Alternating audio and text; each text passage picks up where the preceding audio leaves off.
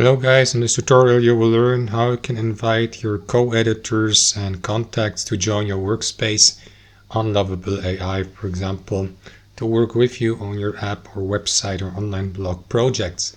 So let us guide you through it. So head over to Lovable AI and log into your account and select your workspace in the top left from the drop-down menu. Next guys, you will see the selected workspace, and below that button invite members. Click into it, and what you want to do after that is use that panel here to enter the recipient's or the invitee's email address here.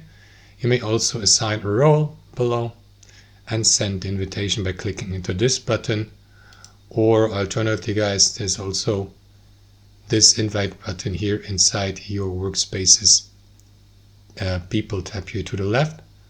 And that's it. Thanks for watching, and I'll see you next time.